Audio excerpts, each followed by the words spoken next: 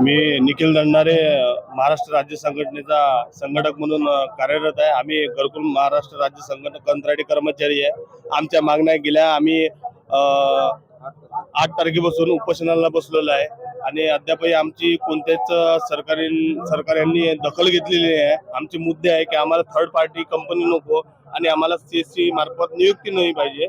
आणि दुसरा मुद्दा म्हणजे असा आहे की आमचा 58 वर्ष वय म्हणजे 58 वर्षापर्यंत नोकरीची हमी हवी आहे आम्हाला। आणि HR पॉलिसी याबाबत आम्हाला सर्व आमच्या ज्या 6 मागण्या आहे एकूण त्या 6 मागण्या आम्हाला मंजूर कराव्या सरकारकडून। आणि आम्ही गेल्या 8 तारखेपासून बसून सुद्धा आम्हाला अद्यापही तिकडून शिष्टमंडळाला बोलावणं आलेलं नाही आहे। आमच्या संघटनेला कोणी भेट दिलेली नाही आहे आणि असं असताना आम्ही विचारणा करतो आहे। बरेचसे 30 ते 35 आमदार साहेबांनी आमच्या पेंडॉलला भेट दिली। आमचे प्रश्न सुद्धा विधान परिषदेमध्ये त्यांनी घेतलेले आहे, परंतु अजूनही अद्यापही सरकारने आमच्या मागण्याबाबत कोणताही प्रकारचा निर्णय घेतलेला नाही आहे।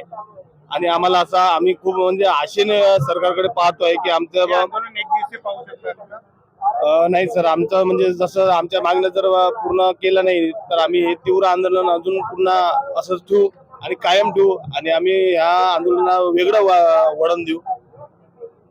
किती संख्येने लोक आम्ही पूर्ण टोटल सर 455 कर्मचारी आहोत, स्टेटचे, तालुक्याचे आणि जिल्हा लेवलवरचे। परंतु अजूनही सरकारने किती वर्षापासून हा लढा चालू आहे तुमचा? आमचा गेला 10 ते 12 वर्षापासून हा लढा चालू आहे साहेब। आणि अद्यापही 10 ते 12 वर्षापासून आम्ही खूप म्हणजे पिळवणूक होत आहे आमची। खूप कामाचं प्रेशर पाहता आणि कामं करता असताना खूप म्हणजे असे शासनाकडून पिळवणूक होते, कर्मचाऱ्यांकडून पिळवणूक होते आमची।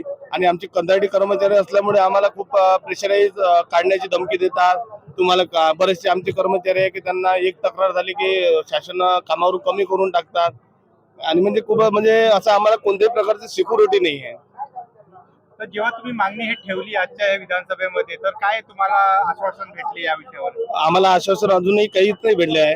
काल मंत्री महोदय यांना भेटलो तर मंत्री महोदय यांनी सांगितले की आम्ही तुमचा 5-10 मिनिटाचा वेळ घेऊ, परंतु अजूनही आम्हाला दिवसभरापासून कोणीही मंत्रिमंडळातून फोन आलेला नाही आहे।